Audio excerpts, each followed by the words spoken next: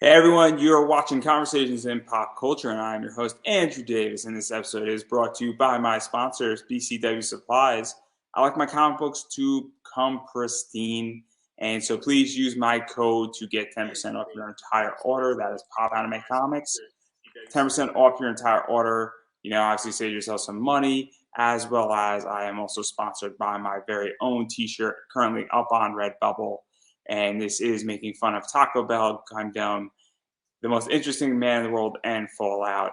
And so those are my two main sponsors. Please support this show by buying my t-shirt and using my codes. And I have with me comic creator and NFT producer Nima from Threefold Comics. So welcome to the show. Thanks for having me on, Andrew. Yeah, no, I am very, very, very excited because a lot's going on with you. And a lot's about to go on with you starting tomorrow. Yeah. As you're minting, I think, your first NFT, that project that you're throwing out there, as well as the project is also dealing with the first glow in the dark comic, fully glow in the dark comic. And you're going to explain to me after how I'm supposed to mint this tomorrow, because I have no idea how I'm supposed to do that. But let's catch everybody up to speed on what this project is, what's going on with it, because a bunch of people are hearing about it for the first time. A bunch of people are terrified about cryptocurrencies, NFTs, and this is an awesome idea, though, because it is the world's first glow-in-the-dark comic. Yeah, so it's pretty exciting. I mean, you can go to threefoldcomics.com and you can mint a physical comic. I've got one here somewhere. But yeah, we've produced these. The comic fully glows in the dark, every single page, front and back, interiors, and when you mint the comic, when you get it, you basically just pay for it with cryptocurrencies. That's the fancy name for minting. You also get a torch and the comic sent to you worldwide. And yeah, a lot of people. I was actually just on Comics and Crypto, which is another really cool show, and talking about that. That just aired today, and it's the different NFTs. I think until you actually purchase one and experience it, it's quite hard to understand and to wrap your head around it.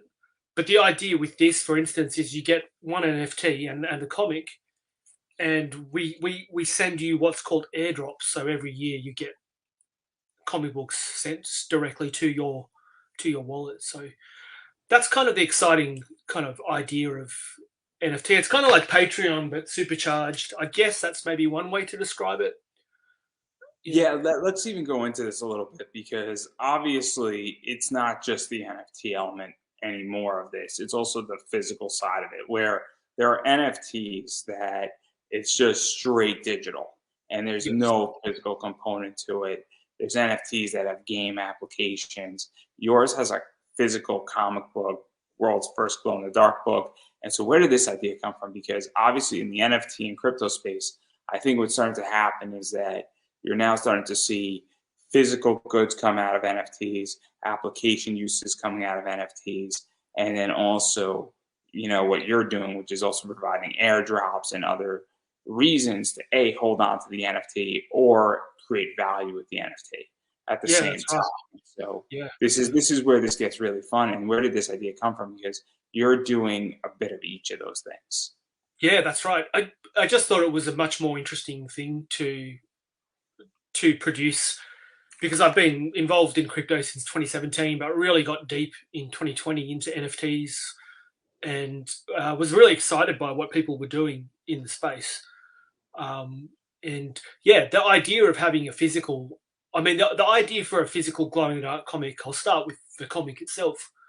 Back in the 90s, one of my friends used to read The Spectre, and in the 90s it was a big kind of there was a lot of fad covers. You had holofoil, holographic covers and foil covers, and embossing and die cut, all kinds of stuff. And he had the issue of Spectre which had glow in the dark on the cover. And I remember asking him, I said, "Oh, does this comic also have glow in the dark inside?" And he said, "No." I was so disappointed. So I think that planted a seed. So years later, when it was time for me to tell my story, I thought, yeah, let's let's put glow in the dark on every single page and really push it to the max. Have Easter eggs and hidden elements and stuff like that that appear when the glow in the dark inks are activated. It adds another layer of storytelling. Yeah, it's never been done before. So Yeah, and to even talk about that, because, and we're going to dive into the story in a second, but this is what really makes this interesting, for me at least, is that what is that like? Because it has never been done before. So, what is it like to draw the story and create the story, and then have the glow in the dark? Because you could read the story without the glow in the dark, but then yeah, you throw the glow in the dark, and then it reveals another side to the story, and it also reads the story differently, and then also you get into the realm of printing, because printing a glow in the dark book is different than printing a non glow in the dark book, if that makes any sense. I mean, I don't know how far I'm going down the rabbit hole with everybody here, but it does change the way you print something. It changes the way you also illustrate something in a lot of ways. And so, what is that like for you? Because it also has a lot more dimension to it. yeah, it's an incredible amount of work. I mean, I think you have to be a little bit crazy to do a glow in the dark comic because you're essentially drawing an entire comic and then almost drawing it again when you're adding another layer in. But but I thought it was something that was really exciting, and I wanted to create something that was that you could give to a so-called civilian, like we're comics people, like you and I, Andrew. We love comics and anime and that sort of stuff. But for a lot of people that may not be comic book readers, I wanted you to be able to hand this book to someone that maybe wasn't a comics native, and have them get into it and enjoy it. And the glow in the dark element sort of it adds enough of a novelty factor to maybe encourage people to maybe try comics that aren't native comic book readers. And some friends have shared it with their kids, and the kids have loved it too as well because it's just super fun to sit there, with the torch or the black light and activate the inks, and it's pretty cool to experience, in person.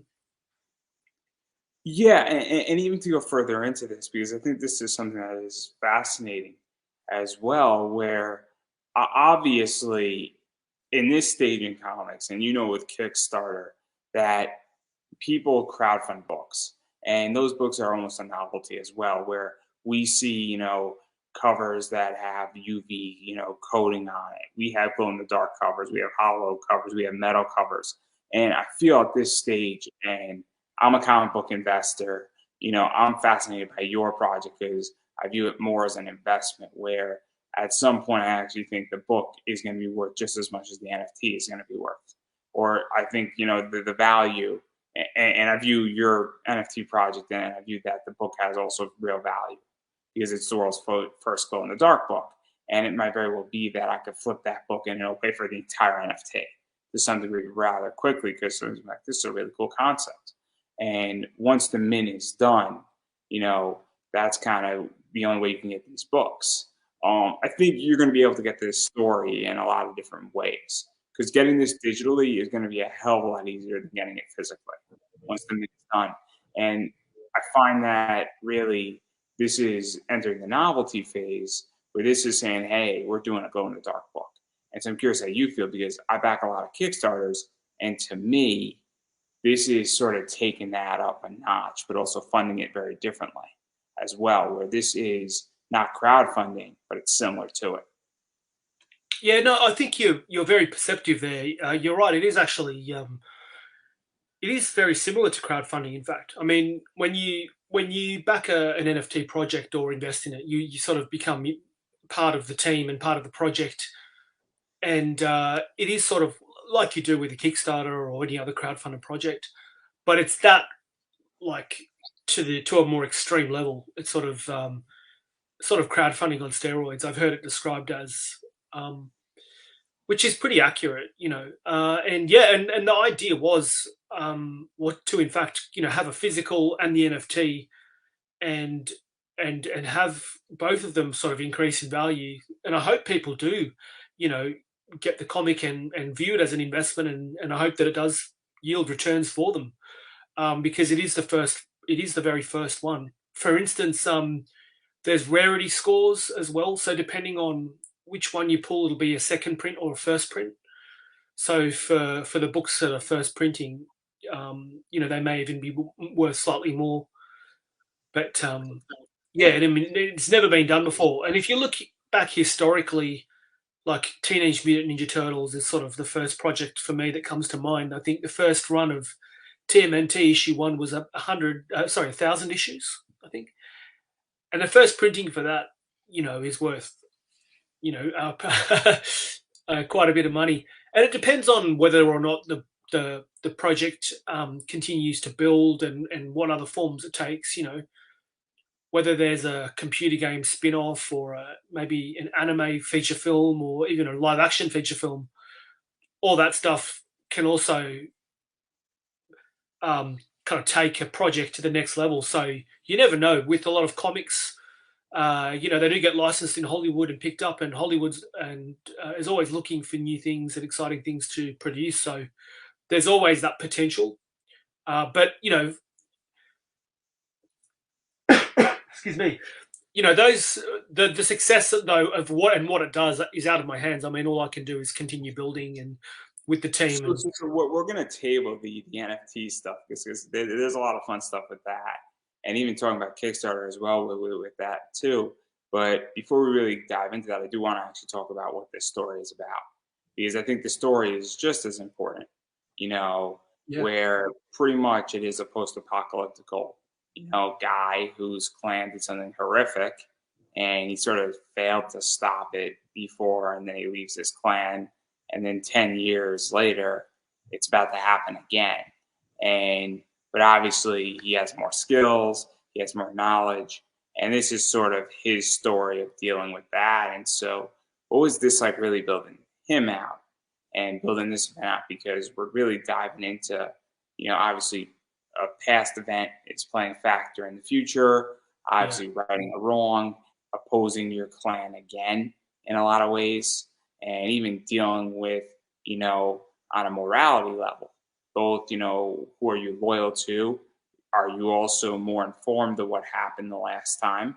And are you realizing that maybe there's something else politically going on? And there's a lot at stake here with what's going on with this. And we kind of get that vibe going on. And I don't want to spoil too much. No, that was a great introduction. I mean, that's kind of, you've summarized the kind of overall high level synopsis.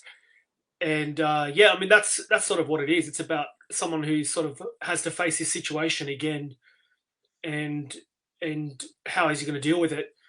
And what's cool as well, he's returning to to his clan because with the initial inciting incident, this sort of mining vessel is broken down, and the clan comes in, the militia comes in to help them, and the leader says, we're just going to take the entire mineral shipment. We're really in trouble. We need to pay taxes. We're starving. So they kill everyone and take all the resources. And and this guy, our protagonist, is the 2IC. He's the second in command, and he tries to stop it. He can't, and he says, look. He says to his captain, who's his childhood friend, he says, look, I can't back this behavior. I can't, I can't approve of what you're doing. I'm going to leave, but you just make sure you never do this again. And then he gets the call from one of his colleagues and says, look, it's about to happen again 10 years later. So he has to, and he knows he's the only one that can stop it. And what's cool as well is that this captain sent a whole bunch of bounty hunters. So he's got to deal with bounty hunters trying to track him down and stop him. And excuse me. And they're basically coming at him from all sides, and he's just got to get back as quickly as he can and try to stop it. And I'm a big fan of kind of high action, high adventure and fast paced action and sort of manga style storytelling where that you don't have to have lots and lots of words and dialogue and bog the story down. Like Mad Max Fury Road, Mad Max Road Warrior, they're huge inspirations for me. And if you look at those movies, there's not a lot of dialogue. It's the storytelling is it's sort of what you see on screen, and it unfolds that way. Sort of the characters tell you who they are through their actions. There's not a huge amount of talking. Yeah, let's even talk about that because obviously, we're tabling the NFT because that's only half the project. It is still a comic book, and one of the things is that a lot of comics I feel are overworked. I guess Yeah, is a good way to put it, and I feel like a lot of creators are afraid to sort of just have a bunch of panels without any words. I mean, it's not that hard to understand that if somebody's stabbing somebody with a spear, that they want them dead. It's pretty obvious. And so, what is this like? Because I think it is kind of fun to draw in the manga style and go down that road and go down into the Mad Max world and that brutality to some degree, and also going to sort of having more of a savage or more robust comic, and it's kind of nice to also have something run like an action movie. So I think that's what people forget. Comics are supposed to be, you know, very much an escape, and they're not supposed to be ultra complicated, and there's not supposed to be like a prose essay on page. yeah, that's that's right. I mean, you can do it. It can be done well. Like if you think of some of the greatest writers, like Alan Moore, who manages to just pack so much material in, and Frank Miller's Dark Knight Returns. I mean, they're huge. Watchmen, V for Vendetta. I mean, these are some of my favorite comics. But yeah, That's definitely not what I wanted to do. And I like. I mean, I think you create what really inspires you. Like things like Akira, for me, are hugely inspiring, and some of the new manga. I mean, things like Blame or Blamu, which is Tsutomu Nihei, Knights of Sidonia, Gantz, which I've got the entire collection. Um, no Guns Life, like a lot of these manga for me, really inspire my work, and there's not a huge amount of words. I mean, if you read Akira, 6 volumes, it's like that. But you can read it so quickly, you can tear through it. Because the pacing, it doesn't get bogged down, and it's a different way to tell a story. I'm not saying any particular way is right or wrong. I mean, I love a lot of European comics, and they have something like 16, 12, 16, 20 panels a page, like crazy. But So let's even talk about this because obviously one of the things that's happened in the comic world, and I'm very curious, is that obviously manga in sales has overtaken comics. It really started in 2021, has continued in yeah, 2022, and it's this idea that there's a lot of reasons why. Manga is when you kill off a character, they typically remain dead. For a while, if not permanently. They might come back in a flashback, but in American comics, you kill off Batman, he's coming back in 2 issues. So characters' deaths are not permanent. Furthermore, comics come out monthly, manga comes out weekly. Manga tends to have more action. Manga also tends to be simpler, and it also tends to, in stores, volumes tend to be very similar in how they're structured. If you go and you look at Naruto or Dragon Ball Z, volume one of DBZ at Barnes and Noble, I don't know what stores you have in Australia, but volume two is the same height, it's the same color scheme. The only difference is that it might have a different, spine image depending on the manga, or it might not, and it has a different number on it. And I think that these are all things that manga has done very well. On a sales point, I'm curious, why do you think there's been such a shift in both style and popularity and even what's going on? Because it's clear that more writers are now going into the manga verse, for lack of a better word here, in their writing style. And they're not going full manga esque, but there's been a shift. yeah. I feel like it's just taste change, and I just think some of the manga storytelling is just some of the best. And if you really study the mechanics of manga, which I've been lucky enough to do over the last few years as I've been working on what I've been doing, is it's designed to be read pretty quickly. It's designed to be for you to turn the page. I mean, it's really set up in a certain way to make it as compelling as possible and to keep you moving through the story. So I think that just resonates. We all live a pretty fast pace of life. So I think something that you can easily pick up and breeze through, there's something very appealing about that. And it's just cool, like what a lot of those creators are doing. And don't get me wrong, I think there are still some superb superhero comics like Matt Fraction and David Aha's or Hawkeye, the original run. I don't know if you read that with Pizza Dog and all that. Like they're some of the best comics ever, and like crazy experimentation and just super fun and super cool and great writing. And there's a lot of great. I think all the genres have a lot to offer, you know. But right now, I just think manga's hot because it's sort of it's just being discovered and and it's really cool. I think a lot of kids have been getting into manga more. So maybe the problem with superhero comics is they're focusing Marvel and DC maybe too much energy on the movies and making the movies really really good and the TV shows. So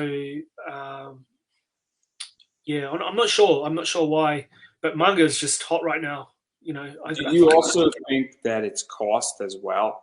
Because I mean, you go into a comic shop, a comic book is like $5, and yeah, I go into Barnes and Noble, which is in the States, it's a bookstore, and I show up and a copy of Naruto is $10 for 10 chapters, 200 pages, and a graphic novel is 6 issues, while it's fully in color, is more like $20, and it's also, and it's, I don't feel like it's the same bang for the dollar, if that makes any sense. Where manga is very cheap in a lot of ways. It's also now become a hell of a lot more accessible as well. And so I don't know if that's a big thing. And even when, and obviously it gets more complicated because when you go onto Kickstarter, everything's expensive on Kickstarter. Everything is expensive on Indiegogo. I haven't seen a manga NFT project per se, but again, NFT projects, you gotta deploy money, but you're also investing, which is a little bit different. yeah, But do you think that's also a factor as well? And it's also the idea that there's places like Crunchyroll and there's manga clubs where you can pay $5 a month and get unlimited access to like 90,000 titles of manga now as well. And so you think all of that has factored into it, and then obviously people want the cool shit, and then they wind up going lower and lower and lower to discover the indie manga stuff. yeah. Yeah, definitely. I mean, manga is so accessible and so affordable. Um, I mean, the way NFT projects are quite different though. So yeah, you're Well, going to we're pay going to talk more. about it. I promise. This is Oh what I yeah, really want to talk about. I promise. no, but but I think everything you said is like spot on. Like I agree with all of that. I think the accessibility of manga and its price point, and it just decreases the barrier of entry. And also, I feel like with all the conventions, the manga and anime conventions, there's a real culture around it, and with the shows as well. If you're reading, if a cool like Dorohedoro, I don't know if you read that. That's one of my favorite manga of all time. But the Netflix anime, I think, came out and turbocharged that whole franchise. That's just Isn't such a that great. isn't that what's going on with like My Dress Up Darling right now, where the the manga came out and the manga Yeah, did like maybe like 1 million copies it sold, which is massively impressive. And the anime has come out, and now it's like that manga is like $90 on eBay, and it'll eventually come down.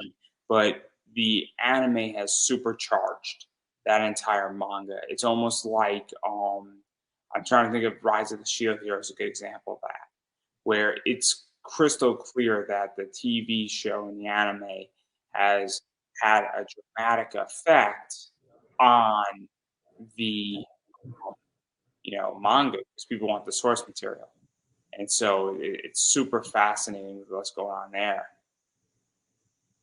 Yeah, I mean, absolutely. That also helps a lot. You know, when you have, I mean, and the anime that's being produced now is, it's so cool.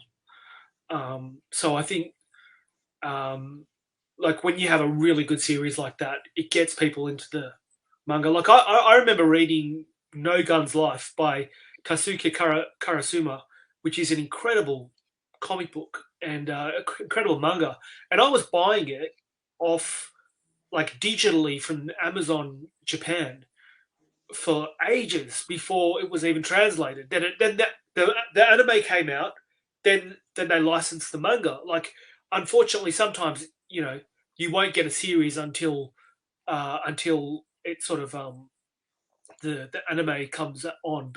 But that also, it gets people on board and acts sort of like an advertisement for the manga. Like the anime can act, and that just gets kids on board and gets them in, and it's so accessible now with Crunchyroll and Funimation and all these cool streaming platforms. I mean, it's so.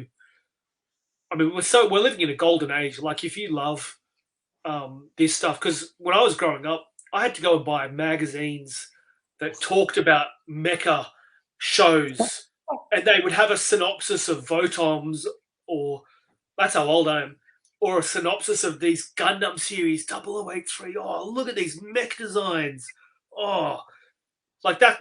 That was the only way I could get that stuff, and that was at a comic book shop. So, but now you hop online, and it's a golden age. So, and I'm not salty at all. Like I'm really happy that kids have access to that stuff.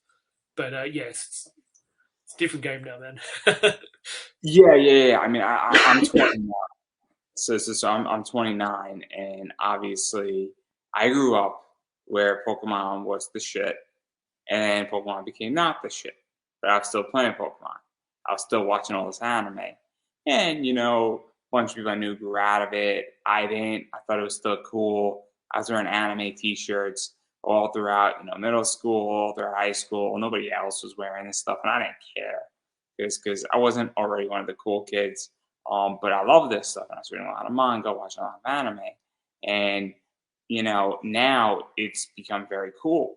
And now, if you're an anime fan, there's all these like NBA players who are anime fans. There's all these football players who are anime fans. There's all these people who are like, I, catch touchdowns as my job, and I love Naruto, and it's been a massive cultural shift, and so it's super interesting for me because I would be getting bullied for all the stuff that's cool now, all the stuff that's popular, all the stuff that people are investing in now. Like everybody wants their old action figures now. Everybody wants their Pokemon cards back. Everybody wants, their Yu-Gi-Oh cards back.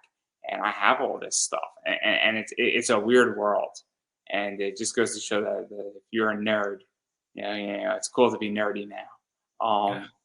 But I want to back out of the actual comic because the part that I do want to talk about that is fascinating is the NFT, and we were touching upon something where, and I think it's something that's fascinating where you could have taken this to Kickstarter very easily, and you probably would have done okay with it on Kickstarter. Producing a glow in the dark comic, you could have had different tiers, and you could have taken out the entire minting process. Obviously, not to go inside baseball, there's a lot less money on Kickstarter than there is in the NFT market. I mean, we're going to call it a spade. But also, when you go on Kickstarter, there's also you lose a lot of freedom as well, and so this is just a different way how to get a book done, I feel. And so what is this like? Because I think a lot of people are very skeptical of NFTs, and I think people are scared of them. And I think that I have a friend who wants to do an NFT for his book and for his game. And I think that this is somewhat the future for funding your project and then infinitely funding your project as well. That's right. That's right. I mean, it really depends on what your goals are, but it sounds like what your friend wants to do, for instance, NFTs is the route. You know, if you just want to produce a book, you could just do a webcomic and then occasionally run a Kickstarter. I mean, that's viable. You know, have a Patreon for your number one fans. But what's way more, if you want to create like an IP, sort of all like a more expanded universe and build in game mechanics and stuff like that, then NFTs like a really exciting and cool way to do it. And what's great is, you know, there's a finite supply of the NFTs that you make. So I was very much inspired by Artifact Studios. They were the ones who were picked up by the studios, the NFT um, company or collective that these people that made them were actually bought by Nike end of last year, and they do these really cool uh, anime style avatars called Clone X, and they're really cute and they look super cool. And but basically, what they started doing was like one of one like special shoes, and you get the shoe as an NFT, and you get a physical shoe as well. But then yeah, and then both of those had value, sort of like when you were talking before about having the comic also have quite a lot of value and the NFT having value. And actually, the NFT ended up having way more value. So, I mean, it's a you pay a bit, you pay more to get involved at the beginning stage of a project, but if the project team keeps building and they keep doing really cool stuff, the value can just go to like a crazy level. So, you know, you might buy an NFT for a, you know, $400 or $500, and then a few months down the line could be worth 20,000 or 50,000. Like it's just a totally different ball game and value proposition. You know, depending. Yeah, I also think that at this point, what NFTs are is that, especially because this is the discussion I've had with people, Mm. and I've had, and look, I'm not an NFT expert. You still have to convince me to mint one tomorrow. So, and what I mean by convince me is help me figure out how to mint one. We're gonna do that off air, by the way, because I have no idea how to move money out of my like Celsius account back to my MetaMask wallet. It's gonna be a disaster. I have like $700 of Ethereum, so I should be able to afford the mint, but because you're built on Ethereum, right? Ethereum, yeah, that's right. You won't need that much. You just need a little bit of Ethereum, yeah. So Yeah. I have no idea how to do this, so you're gonna have to help me out. yeah, I'll But help you. anyway, Yeah, of course. Yeah. we should make that video instead. But I don't Yeah, want to. I don't want to. we should do it live. We'll do a live stream. It's gonna be so embarrassing for me. It's gonna be so embarrassing for me. Like, but I digress. It would probably help so many people though. I needed to get my $50 of free Bitcoin. What can I say? If you stake like $400 with Celsius, they give you $50 of free Bitcoin. I mean, That's it's a no-brainer. yeah. I mean, I like Bitcoin. Bitcoin's fun. I was gonna then convert my Bitcoin into Luna, but then I realized how bad I've moved that one. Don't do that. Don't do that. I mean, we're gonna talk about that too. But what I think is super interesting about what you're doing is that obviously you have a lot of other things planned with this, and you have, I think, 10 years minimum planned with this. And so, what is that like as well? Because now you're saying, hey, I'm going to airdrop you content every single year of what we're doing with this. And now you're creating what is known as software essentially. And that it's because that's what an NFT is at this point, because now we're getting an application use out of it. And so that's the other thing that I think people don't understand is that you're now not requiring an email list to me. You're not requiring anything. As long as I have access to my MetaMask wallet, I should be able to get access those comics, download it. As long as I hold it, I should be able to really see that stuff, and I should be able to get this story, and I should have access to all 10 years of the story after 10 years or however long it takes. Yeah. And so what is that like? Because you're finding a distribution method at this point. Yeah, it's a really, I mean, it's a super exciting distribution method. And also, see, what's really exciting about NFTs, it's sort of like, and this happened when I minted some of those Clone X's last year. I was lucky enough to get on board and mint some of those anime PFPs. And what happens is when you go to get one, and it's the same when you go to mint when the project launches, when it and you go into mint one, it's randomized, so you don't know what rarity you're going to get until you mint it, and that level of game, that gamification element is just really exciting as well. So it's sort of like when you open a pack of cards, Pokemon cards or basketball cards or whatever it is, and you get, and the thrill of getting, like that rare rookie card, or like a foil variant, or like a super rare Pokemon or whatever it is. Um, that just makes it really, really exciting. And one thing that I love about doing the airdrops, for instance, when we send the airdrops out, so each year there'll be comics airdropped. Um, some of the covers will have variant covers, like a variant comic book covers. So you may get a really rare one, and we're hoping to work with some legendary manga creators and even American and European artists. So might get like a really rare cover when your comic comes through, not just a standard variant drawn by me, which will still be cool, of course.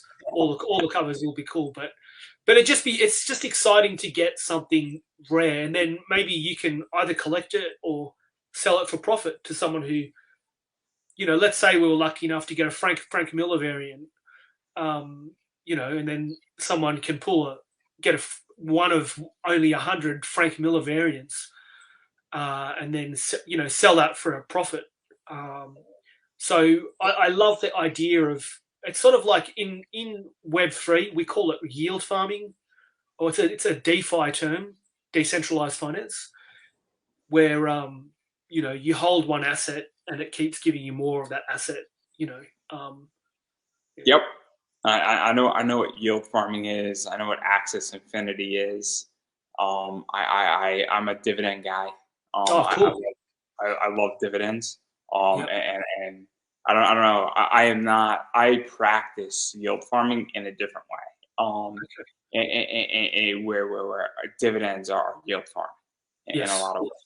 That's right. And I also believe in the idea of spend the interest, not the principal. Um, and I've also used leverage. My background is I buy and sell comics, and I use my regular income to buy comics. But technically speaking, I cannot take a dividend and not put it into a drip. I could just take the money out and then buy more comics, and then take my profits and buy more equity, and then repeat the cycle. And that's what this is in a lot of ways. That's what yield farming is.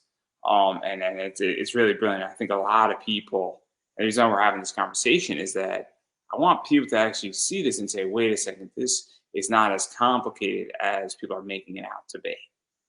Yeah. Yeah, and that's actually what I love about NFTs. It gamifies and makes more accessible so many of these core financial principles. I mean, I think it's really important, especially as you get older, to sort of think seriously about just your finances, and sort of taking care of your finances as a responsible adult. So and it'd be really cool to have something that can sort of maybe provide a little bit of side income for people, whether or not it's that, or introducing a coin. I mean, a lot of NFT projects have a coin, and then people can trade that coin for like merchandise or game elements, or just trade it in for money. Like, that's pretty cool, to be able to offer those sort of elements to an NFT. And this is something going beyond. You just can't do this stuff with a paper comic book, or even a digital PDF download. As much as I love those things, but this is just a new tech which offers a range of possibilities. And this is just one way that I want to do it. Like, for instance, this project, it's glow in the dark comic and street, and it's a mouthful, street and street mech mint disc. So what that means is later on down the line, you can mint a mecha with it, a mecha profile picture, which you can use on Twitter or Instagram or wherever as your avatar. Let's even talk about that, because Yeah. this is where this gets fun, right? And NFTs are very complicated. So right now, technically, I can go and create a one-off NFT of this entire interview, and then I could say you have commercial rights to it for 10,000 downloads, meaning that you can advertise on it for 10,000 downloads, and you can make as much money as you want off it for 10,000 downloads. Conversely, I could say you have no rights to it. You have no commercial rights to it, or that you have all the rights to this, but so do I. So you have a non-exclusive commercial right to it. And a variety of other things. Obviously, I've seen this done with porn stars and certain photos and clips and other things. Super interesting stuff. And obviously, those things are doing okay, but they're much more complicated than people realize. But the idea is that even with some of this stuff, I mean, I know that there was some free, I guess, airdrops already for people who sign up for the whitelist. And I don't know exactly the rights to some of that stuff versus even minting your own mech. And because it's a mint disc, and again, I'm not 100% knowing, but where does that fall? Because obviously, I don't think people have the right to the comic. Obviously, you have the right to the physical comic. You have the right to sell the NFT. That's a right you have because that's your property. And I think NFTs are treated as property and not as commerce. But yeah, I'm not an expert on that. No, that's a good point you raise. Some NFTs have give full rights to the person that owns it. For instance, if like down the line, I'll be releasing a series of mecha, and people can use it as their profile picture. And depending on how I set the rights up, once you own that NFT, then you could go and print your own T-shirts and do your own spin-off comic of that mech or whatever it is. I mean, I won't set it up like that because this whole world is its own intellectual property. But if you think of like Bored Ape Yacht Club, which is the biggest, NFT project in the world, arguably, once you own that ape picture, then you can create your own ape coffee, or people have made their own ape comics or whatever it is. So they have full commercial rights. So it just depends on the project and how it's structured. I don't know. I'll probably do something that's half-half, where people will get limited commercial rights. Once they own their avatar, mecha avatar, they can maybe make money up to a certain amount, like maybe cap it at $100,000 a year or $1 million, but not beyond that for their own doing. It gets tricky because it gets tricky also to the point where if all of a sudden everybody's making $100,000 with these mecha units, that further increases the value of the NFT because and so now people are making money, people are utilizing it, or somebody like me who's a mecha fan, I might just want to use it as my profile picture on Facebook, right? So I'm not looking to make 100,000. I just think it's cool and I want the clout. Or it might become the idea that I might send it as my profile pic and it might become my identifier. But then again, that also gets tricky because it's not direct commerce. Where if all of a sudden I become associated by my mecha unit, so obviously my cute little elf's up there, I own that elf. That is a signifier of my company in a lot of ways. If you see that elf, that's my company. If you don't see that elf, it's not my company. You know what I mean? And so it's super interesting. And this is why I think this is fascinating, because it's IP.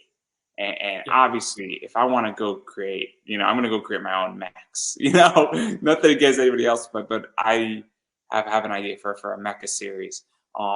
But even still, if all of a sudden I could put it on a t-shirt and then I could say, well, that elf is piloting that mecha unit, that creates a lot of versatility for me. And that becomes something that's super interesting because somebody like me who has an already existing business can utilize that NFT in such a more interesting way than somebody who doesn't have a business. And that's why this is fascinating. Yes. Yeah. So yeah, it just depends on what your goals and aspirations are, and and you're right. So, I mean, that's a really great way that you summed all that up. And essentially, I mean, there's so many opportunities, and NFTs provide a whole bunch of different avenues and ways to kind of explore, you know, uh, basically what we're heading into, the Web3, the next iteration of the web. So, for instance, part of the roadmap is once people have this Mecha NFT, which is like the next NFT that you can get when you hold this one for the comic. If you min a mech, you'll also get like a 3D full body skin, which you can take into the metaverse. Which is how cool it would be to have like your own articulated full body mech suit that you can take in and represent yourself as. It's just super fun, I think, to explore those options. And it's sort of, we're just trying to take it. I was excited by this stuff, so I thought, let me throw my hat in the ring and not just do a comic book, but also have all these other cool things like a mecha that's associated with it. And the next comic book series, the 10 years of comics, will be Street Mech Breakbeat, which is sort of basically, I would sum up the story up as Akira, Blade Runner, Mad Max, but with mecha. Like that sort of this cyberpunk dystopian world. Just add mecha. So I'm speaking to the right person here, Andrew Mecha Davis. Yeah, clearly. So the story about that is actually super fascinating. A while back, you could put symbols in your Facebook profile, and I was Andrew Omega Davis, and I had the symbol of the Omega, and apparently Facebook gave me like a warning saying I had to take it down, which was so annoying because people were like, dude, that's an awesome name. Like having an Omega symbol as your middle name on Facebook. And obviously I'm a huge Mecha fan, so I'm like, what, I'll just throw it out there and I'll see what happens. And I think it's funny. It's been that way for like years, and I'm a huge Mecha fan. I mean, it's my favorite stuff to read out, like big robots beating the shit out of each other. Yeah, who doesn't, man? Yeah. Oh yeah, I think you'll like the story that we've got cooking then. So you see, this is why like I need to figure out how to mint it. Like this is the whole problem. Like I have no idea how to move money from my Celsius account, how much money I'm going to need, and that's the whole problem. It's like Ethereum is so volatile now. It's like it's so crazy. But obviously that's a off-air problem. I don't want people seeing my entire wallet address and robbing me blind. Definitely Why? not. Don't type your seed phrase. Don't share your seed phrase. I really do not want to be poor. I actually have to move money from Coinbase and into that too. But I got to move money from Coinbase and Celsius into my MetaMask wallet. But you only need 0.8. You only need 0.8 for this. So yeah. You probably need a little more though for the gas fees, right? Yeah, I put it maybe another 0.5, 0.05, 0.85, 0.085. I think is probably. We should I'll probably probably cover just it. move like 0.1 over, and then I'll just move it back Yeah, whenever. move the difference back. Yeah. And I'll just take it. I mean, it's not that expensive, this entire thing. Also, Ethereum is really beat up right now, which is a whole bigger problem in of itself. But that's why minting this thing is going to be cheaper now than later on. That's right. I'm going to say, I look at the crypto market. I'm very, very good at it. But even to go into more detail, because obviously you do have a roadmap. And what is this like to really build out a team? Because that's the other thing that I think people don't understand about when you're minting a cryptocurrency, not a cryptocurrency, an NFT. It does take a lot of people behind it, and it's not just say tomorrow I'm going to go do 5,000 NFTs. I mean, there's some serious thought that has to go into it. There's some back stuff that has to go into it. Obviously, you have to have white lists and a variety of other things. So what is that like, and how even building out this team, because it is a lot of work? Yeah, it is. It is a lot. Basically, you just try to network and find people that you can trust, which is also challenging. Luckily, I had some good friends sort of connect me up with my engineer Victor, he's been really cool getting the smart contract together. That's how you can. That allows people to get on board and mint the project. But what's cool now is there are some platforms where they'll take a cut of the initial project, and they'll even, like, let's say your friend wants to do like a profile picture, like an avatar project. He can connect with this outfit, for instance, online, that where they provide the tech to you. So they'll give you a minter that you can put on your website, like the program to mint the NFTs, the program to put the different elements of the character together, to randomize it, and then mint it, which is really cool. So there are options now, because some of the, if anyone out there is thinking of putting together a PFP project or any NFT project, there's a lot of people that want to take advantage of you or take a big cut of the proceedings. So so there's definitely ways to find more affordable ways to put your project online. Things like Nifty Gateway, you can just put your project up there and sell it that way too, without having to deal with or put together a large team. So if you know people, engineers, Solidity engineers that can do the work, awesome, and bring them on as partners. Work with friends if you can, but otherwise, there are some awesome platforms now for people if they just want to start dabbling and getting their projects out there. So yeah, you don't have to put like a cast of thousands together. The main thing Yeah, is trying to build a community. Yeah, and the only reason why I asked this is because, again, I have two people who are interested in building out NFTs, and I think both of them are in for a rude awakening. That it is hard; it does require some capital, and it also requires you to know what the hell you're doing to some degree, and you need to find a team in a lot of ways. And this is where I'm going with this: is that obviously, you are the team behind it, and obviously the people who mint it are the investors, and that's right. there's a difference between those two things. So I'm investing in the NFT project if I so choose to mint one, and I figure out how to mint it, which hopefully you're going to help me figure it out. Luna all the way, guys. We're going Luna all the way. That's all I'm going to say. Just imagine it goes all the way down to like 0.00001, and then it goes all the way back to 100. And so many people just it's so bad, dude. Are I'm you going to buy sorry. some? Are you going to buy the dip? Of Luna? Yeah, Yeah. absolutely, absolutely. I mean, Luna's at an all-time high, right? Well, I mean, the thing is though, and I saw someone do this on Twitter. And this is not financial advice. They were like, oh, Clearly. they said I'm going to degen gamble $100 when Luna was at 0.000, I don't know, 6 cents or something. So we call it degen. Degen's the nickname for crypto people, degenerates, that that get too involved. But basically, her gamble might pay off. She spent $100 buying it for like fractions of a cent, and even if it goes up to 1 cent or 10 cents, you know. But I don't know if it's going to bounce back, man. I think Luna might be done. I think it may be dust. I think what it is that because I'm actually curious about your opinion. This is my thoughts on it. Is that, and again, I like to stay within Ethereum, Algorand, USD, Yeah. Solana. I like those. Bitcoin, obviously.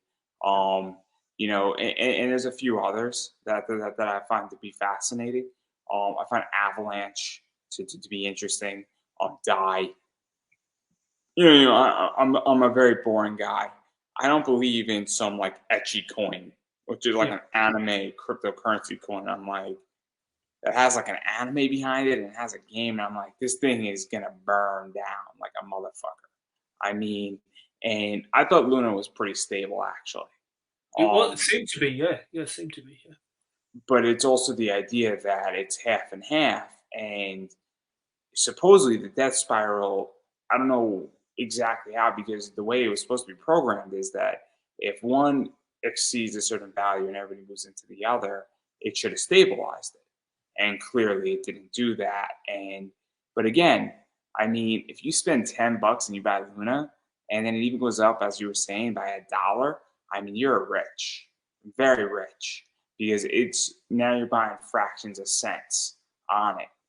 And so, I mean, it's complicated, but I don't think it's going to come back to 100. I think it could be a 3 cent coin, because I don't think the road to 3 cents, the road to 3 cents is like the road that it was at 50 going to 100. It's the exact same road. It's just that if you're going to buy it so cheap, and again, not financial advice, the question is that it's not when you get in, it's when you get out. That's right. Yeah. But, Yeah, that's right. And also, and that's sort of how I think a lot of great. That's why it's hard to actually to get onto a lot of good NFT projects as well, is because a lot of the good ones, like they do start out at a very affordable rate, and then if the team is good and they keep building something that's high quality, like if you think of Bored Ape Yacht Club, that was minted for 0.08, same price as what I'm minting this for. And I remember seeing it, on Rarible and different crypto on NFT markets for like, between point 0.8 ETH to like 1, 2 ETH. And if I bought one back then, I'd be laughing now if I hadn't sold it. That's the thing. You have to have diamond hands as well. Because, Bored Ape Yacht Club's what, 100 ETH now, floor minimum, 100, 110. I was up to 140 ETH at some point, which is, a crazy amount of money. So and when then also buying ape coins now too, which are worth money, and like, yeah. I mean, it's crazy to the point on what it's producing and what it's releasing, and also even the idea of, I don't know if it has a true application use beyond. They're coming out with a game. I actually saw the gameplay footage. It actually looks really good. I mean, these guys ran a seed funding round, $450 million they raised, the first round of capital from, Adidas and I think Anderson Horowitz and A16 and like a whole bunch of big dogs in the space, VaynerMedia, like. So I mean, I'm not promising any of that. Like all I want to do is I mean, I'll do my best, of course, to be as successful as possible. But if I get to work with some of my dream collaborators and get that art into the hands of people that support the NFT, then that's when we release the mecha, for instance, I want to recruit Japanese mecha designers to produce guest designs. I mean, how cool would that be? So that's sort of where I'm coming from. It's more of an art based thing. Getting manga artists to contribute guest art, getting the awesome American and European artists to contribute guest art, people in games and concept art. There's some incredible art that I see every day. And I've got a list of like 30, 40 people and a dream collaborator. So you can talk about that, because I think this is what makes this interesting about airdrops, right? And I don't think you're saying that's just going to be 10 airdrops. There could be more, but I think there's going to be a minimum of at least 10 just to get out the comics and just story-wise. And obviously, if you're like me and you view it as a score of an NFT. So, I mean, and stop me if I'm wrong, but this is just me as an investor. Obviously, I'm very interested in the book itself, to be very honest. The NFT is also interesting, but the book, having the world's first glow-in-the-dark comic book, like I kind of want to get it raw on CGC, because I think it'd be kind of cool, So I'm actually hoping I'm in that non-rare and it's not signed, because I actually think I'm going to go get that thing CGC'd. I think it's going to be actually really cool, because now it's actually an objective, commodity, and I think that would actually benefit your entire project more. But that's not the point here. So I'm not going to read it glow in the dark. I'm sorry. Don't worry. It'll be I mean, it'll be hanging up in my studio when I move. It'll be right on the wall. Awesome. It'll be great. It'll be like I'll turn out the lights and people be like, it's glowing in the dark. Like, yes. And then I'll flip it around and be like, it's glowing in the dark in the back too. Oh, it'll be great. It'll be so perfect in so many ways. I wonder how CGC is even going to deal with it. It's like world's first glow in the dark book. Like it's so interesting. I should fly you out and have you sign it at like a CG. Like that it'd be brilliant in so many ways. It'd be so much publicity. Like we should just create like a conference at a con. Oh my god. Except This I'll is be lynched. I'll be lynched by all the NFT haters. That's the only problem.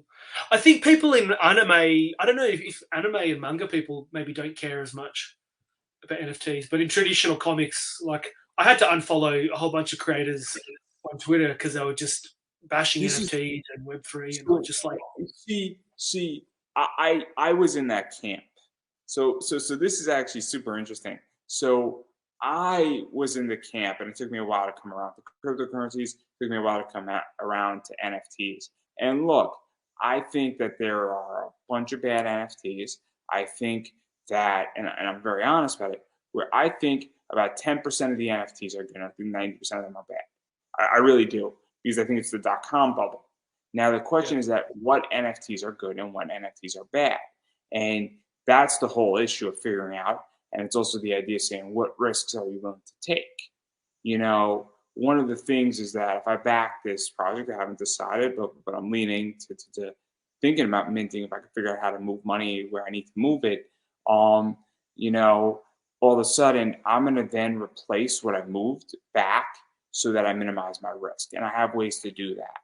And it's not terrible, and I'm going to be doing it in the next 3 months. And it's helpful that the economy is shit, and right now crypto is running with the stock market in a lot of ways, and it's not uncorrelated at the moment. It's not, so that helps my decision. But I was in that camp because I get it, where definitely because an NFT and certain NFTs are unproductive assets, and comic books are unproductive assets. yeah, And this is where it gets tricky, is that it's saying, okay, how do I get my return? And that's the whole thing. But I'm becoming a lot warmer to NFTs and to the concept of it, depending on what it's producing, and the fact that you're producing a book. That's what influences me about your project. mm, I don't know if that awesome. makes any sense. Yeah, no, it does. No, that's why I wanted to offer a physical as well. It's sort of a hedge, because you get the physical book and you get the NFT as well. So yeah, I mean, it just makes it more exciting that way as well, and also providing the utility. So, what's the benefit of holding onto it like a dividend? You're constantly getting more comics, more NFTs. Yeah, that sort of was the mindset. Is are you providing as much value as possible? And then, And and then even talking about the utility, because one of the things that I also think will help, and look, I think NFTs are very, very in the early stage, where you have OpenSea. I think Rarity is another one, but I also think as more marketplaces pop up to either sell your NFT, sell your airdrops, sell assets that are produced, or rights, or even leasing out your NFT, which I think is going to be coming sooner rather than later. And I don't know exactly how that's all going to play out, but I think there's going to be a point where you could lease out your NFT to somebody for whatever they want. Um, and that's going to be a fascinating position. But the idea is that I know with Gala nodes, it sort of already happens.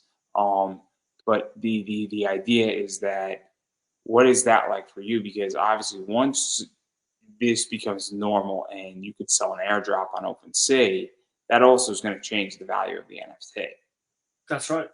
Well, that's the goal. That's the goal of it, to make it as profitable as possible for the people that hold it.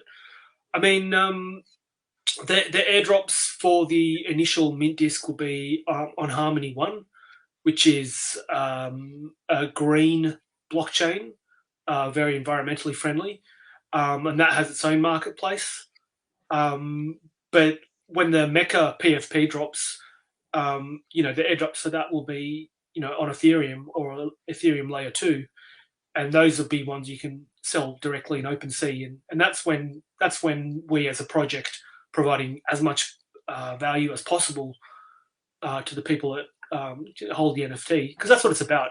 Like, you just want to take care of the people that are supporting the project, and you're just giving them something cool that they can collect or sell and flip and make a bit of money, and it just makes it more fun.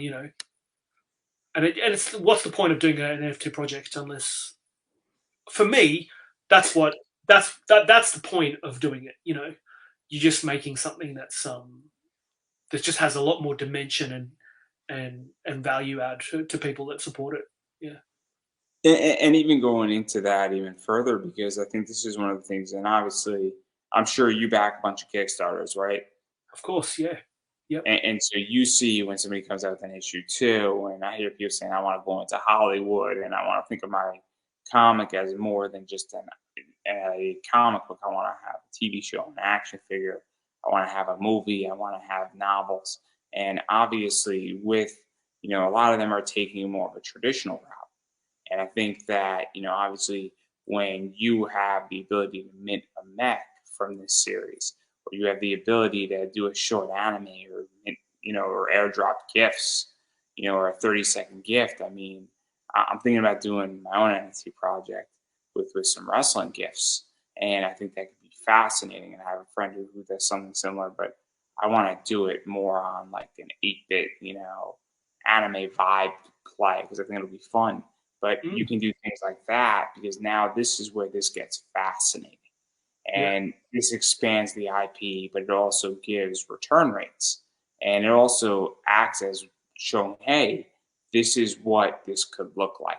If you shot a 4.5-minute movie of like a trailer, that can be an airdrop.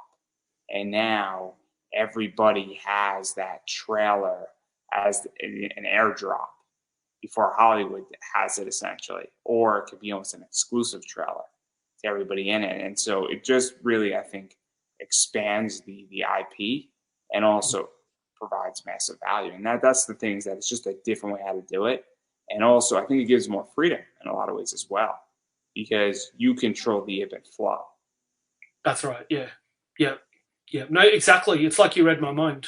Yeah, there will be trailers and stuff like that. Yeah, and then maybe airdrops.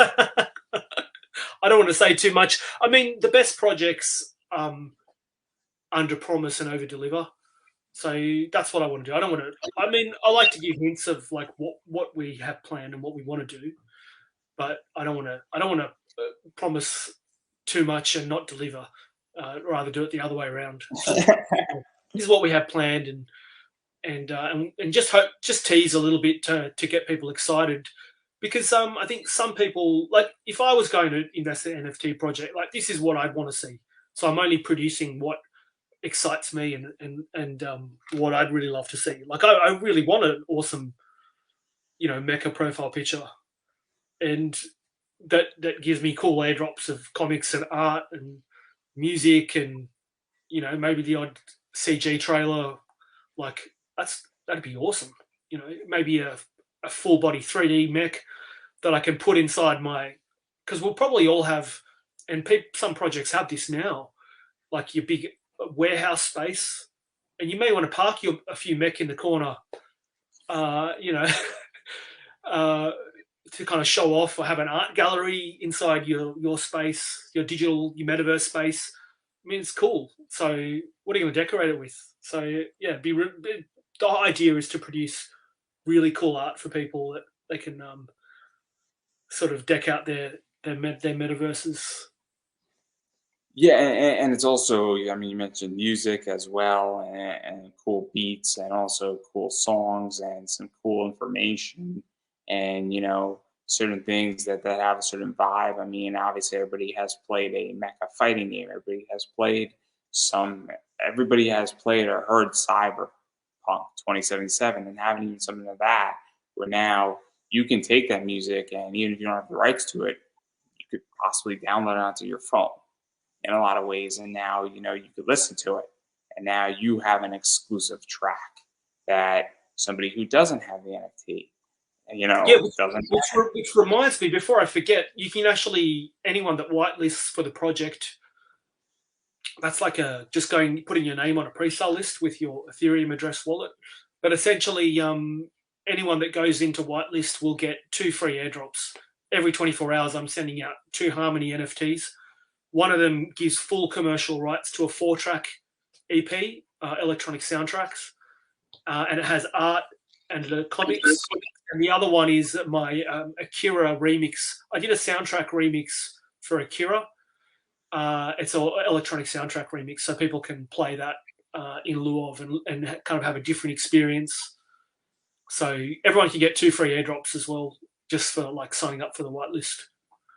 So Yeah, that's and awesome. those airdrops have been happening for a while now. Yeah, I that's think correct. back on May 1st, it's been happening, and obviously I have those airdrops because I've been watching this project. And let's even talk about this project, because this is where I got confused. Is that obviously this mint was supposed to go down a little while ago. Things happened, and I don't know what Yes. the fuck happened, man. Like, it confused the fuck out of me. And this is the first NFT that I'm gonna mint, so I don't really know what I'm doing per se. So I was very confused, and I'm like, well, I guess I missed it. I'll just chalk this up as an L, and I'll move forward.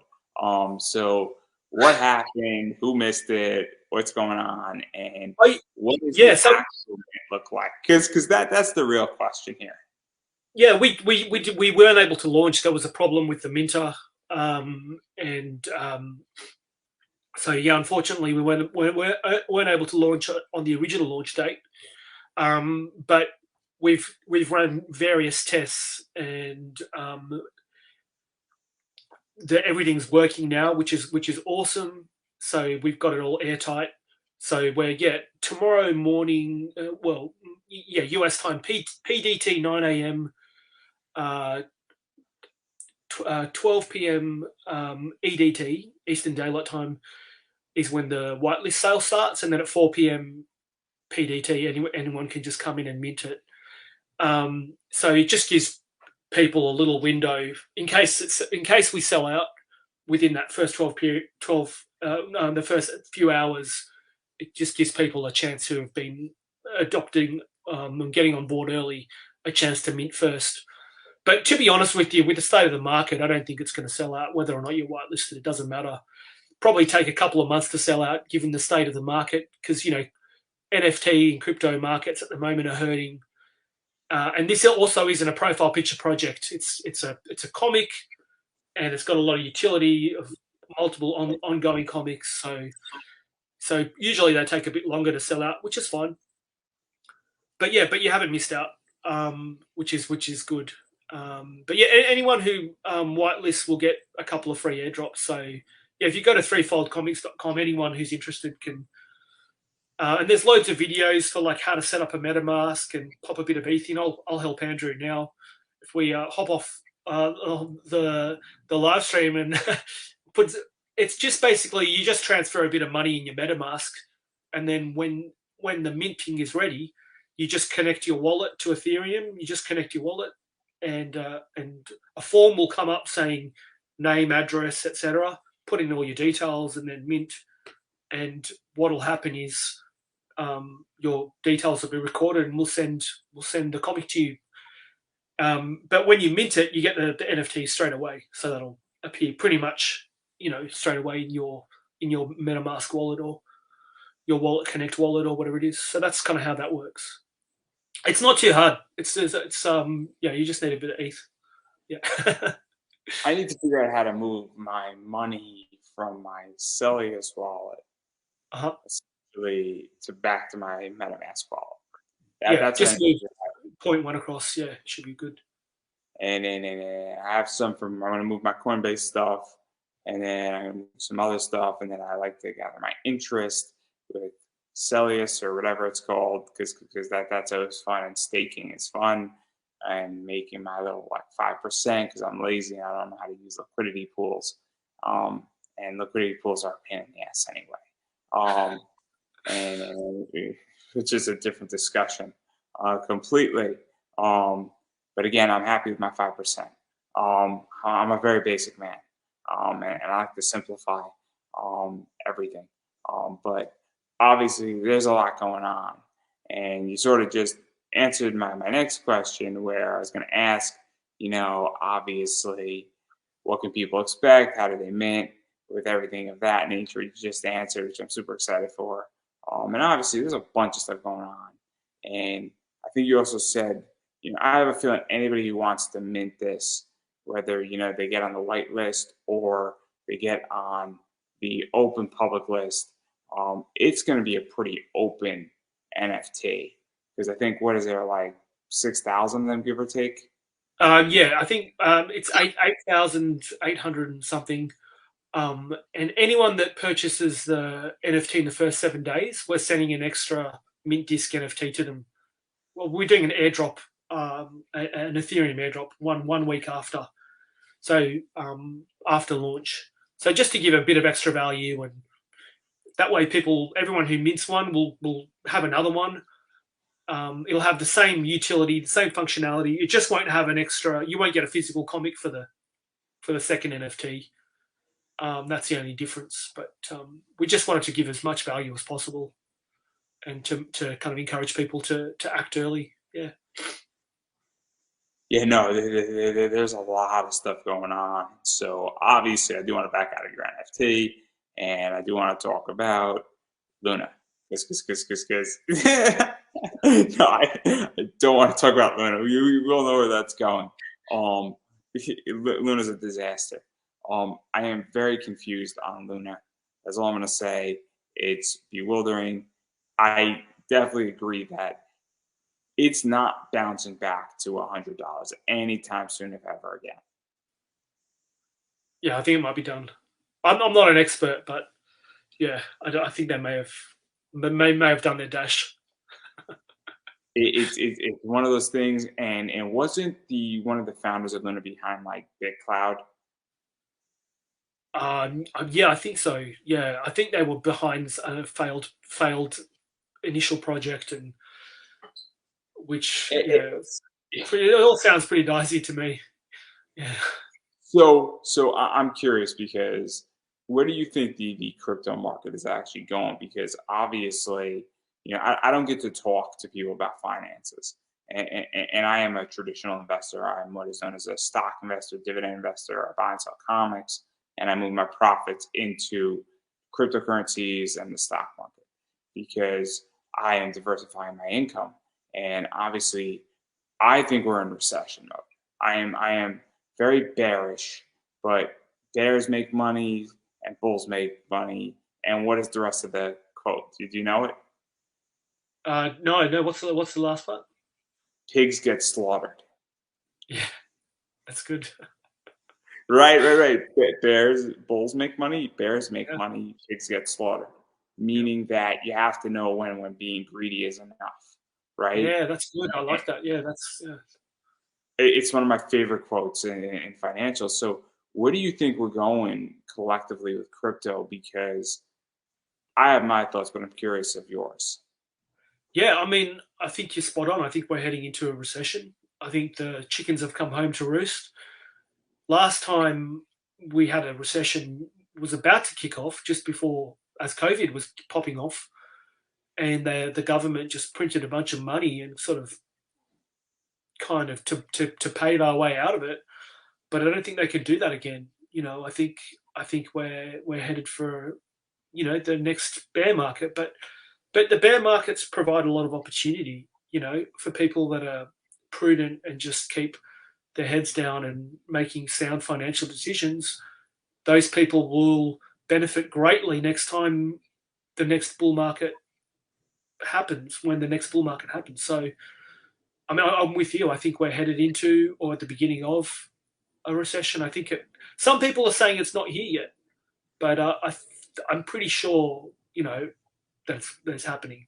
When interest rates go up, recessions tend to happen. So, Yeah, I'm definitely feeling, and the way I feel about crypto is that I think that Bitcoin, Ethereum, I think Solana is going to be here. I think something like Algorand is going to be here. I think Litecoin is going to be around. And Avalanche is going to be around. Tether is going to be around. USD is going to be around, or USCD, I think it is.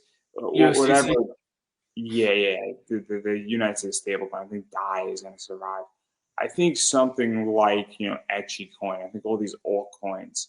I think a bunch of them might hang on, but I also think that a bunch of them are going to just die in the water.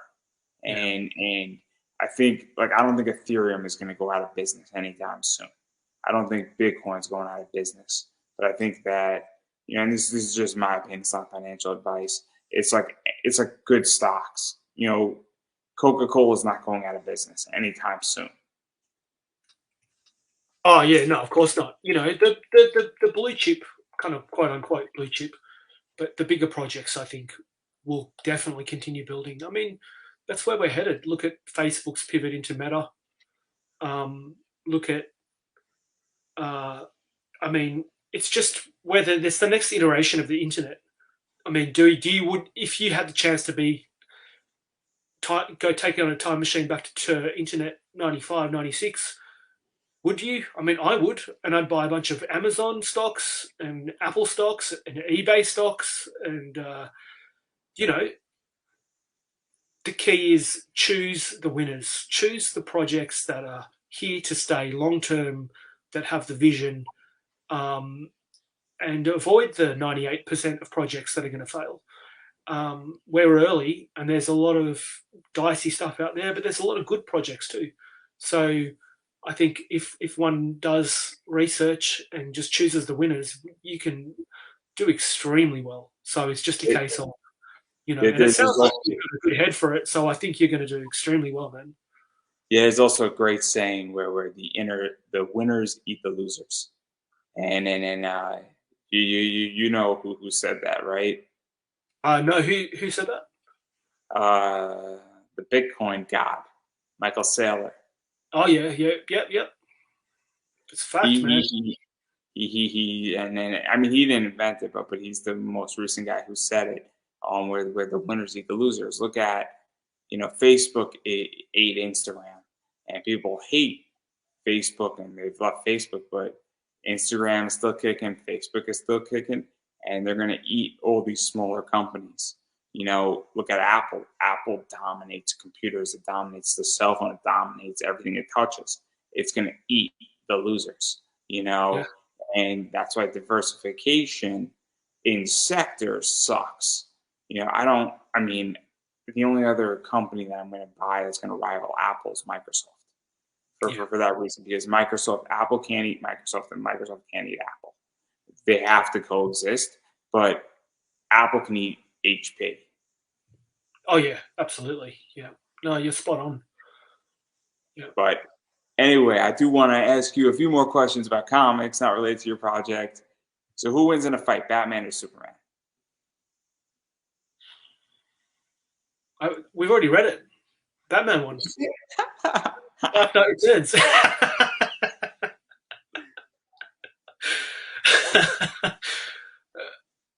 I think that's a draw. Actually, I think that was a draw, wasn't it? No. Yeah, I mean technically it's a draw. Technically. So, favorite Batman writer and favorite Batman artist? Frank Miller on both of those. I mean, untouchable. I mean, but I'm a mark for that. When I read Dark Knight Returns, it left such a huge impression. I mean, I've got the artist edition. I've got multiple editions. I mean, I think they're like perfect comics. Yeah. Which one was better, 1, 2, or 3? Of the Dark Knight Returns. Yes. I own all of them. I like the second one, Dark Knight Strikes Back. The third one I haven't even read. I mean, I've got it and I'll look at it, but Frank Miller didn't draw it all, so yeah. I heard it wasn't that good.